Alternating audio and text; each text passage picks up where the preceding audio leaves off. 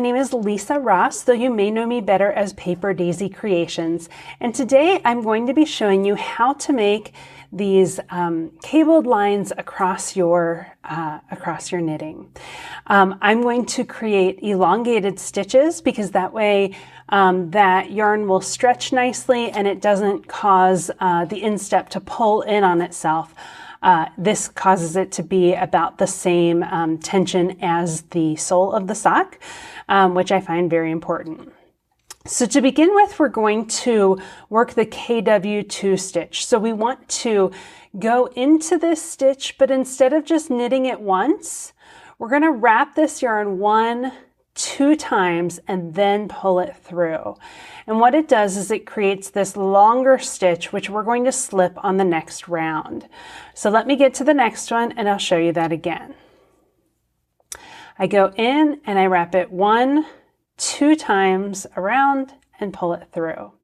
If you've worked multiple rounds of this cable patterning, you can begin to read your knitting.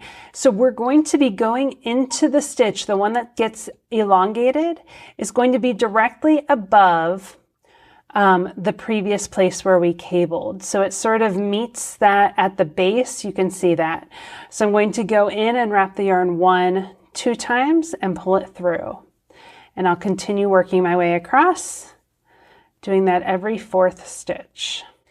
Now, on the next round of this patterning, I need to slip that stitch that I elongated. And so in order to do that, you can see it looks like there are 2 stitches here, but it's really just that one long stitch. And so what I do to slip it, I hold my yarn in the back and I just go into that first leg purlwise and just pull it off the needle. It unwraps that 2nd stitch and we have a nice long stitch right here. So let me get to the next one and I'll show you again what that looks like. So go in purlwise, just under that first leg, pull it off, and there's my nice long stitch. And you'll see that that stitch looks a little bit looser than the other stitches as we go, which is great because we're going to be slipping it on another row and then cabling with it. And you'll see as I go across, I'm so used to doing this pattern, I just do it automatically, pull that off and slip it. So pulling it off and slipping it, it's all one motion. I'm going to do this for one more round, coming around and slipping that stitch, and then I'll be ready to cable. All right, I've worked 2 rounds of slipping those stitches and now I'm ready to cable that stitch. One thing I like to do just to double check myself is to make sure that behind that slipped stitch that there are 2 strands running along behind it. So if you pull it apart, you can see there are 2 strands running behind this slipped stitch. And that ensures that I've worked 2 rounds. It's a nice quick way to keep track of where you are when you're working this patterning. All right, so I want to take this stitch and I'm going to cross it over 2 of these stitches, and then all 3 of those stitches are going to be knit. So in order to do this left cross, I'm going to put the first stitch onto a cable needle and hold it to the front. You can see that cable needle wants to fall out. That's why I'm going to show you another way to do it that will not use that cable needle. I knit 2 from the left needle, and now I'm ready to knit 1 off of the cable needle. And that's all there is to it. I've worked my left cross.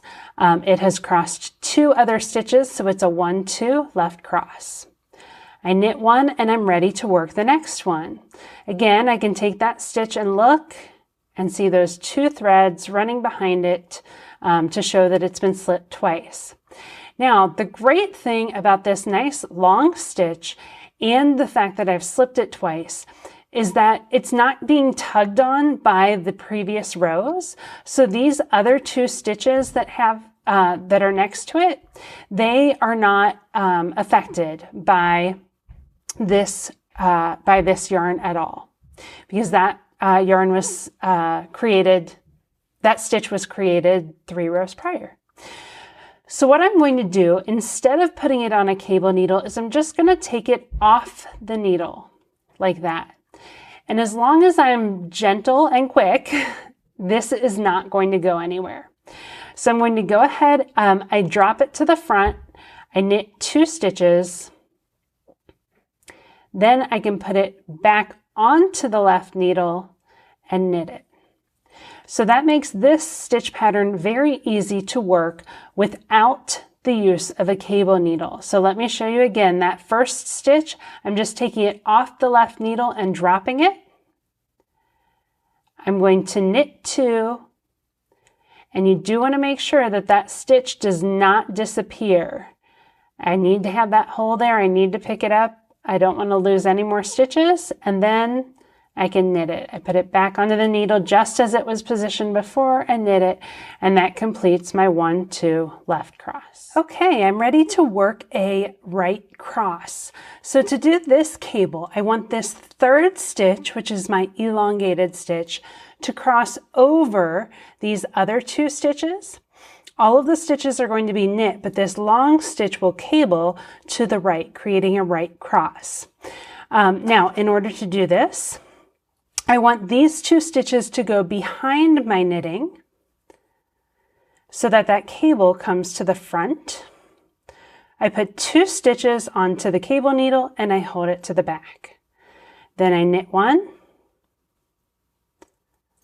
and then I knit those 2 off of the cable needle.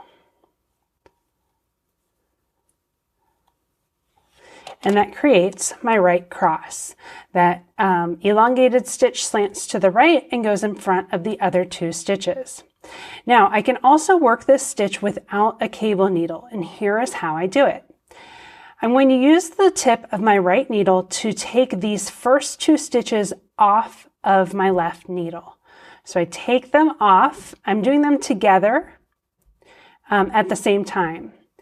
Next is my elongated stitch. I'm going to take that off the needle and just let it drop. I'll use my right needle to get it off there.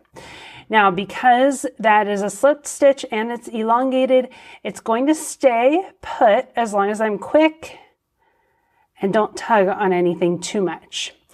Now, you'll see I put those other 2 stitches that I had slipped from my right needle back onto my left needle. Now, I take the tip of the right needle, pick up that stitch that I had dropped, and I just stretch it out and I orient it on the needle, on the left needle, just how it had been, meaning the right leg of that stitch goes in the front, and the left leg of it goes to the back, and that will allow me to just knit my stockinette elongated stitch. If you would orient it differently, it may twist the stitch, which is fine. It just gives a slightly different appearance. Now I knit those 2 that I had moved, and I am finished with my right cross. Let me show you that one again. So I take these first 2 stitches, I slip them purlwise at the same time off the left needle. I'm going to take this stitch and drop it, and I like to use my right tip to just drop it off. I put the 2 slipped stitches back purlwise onto the left needle, and then I use the tip of my right needle to pull on that elongated stitch and put it onto the left needle, oriented just the same way that it was. Then I knit all 3 of those stitches, and I have my right cross. Thank you so much for joining me. You can find this design and all of my patterns on Ravelry and PaperDaisyCreations.com. And I wish you all very happy knitting.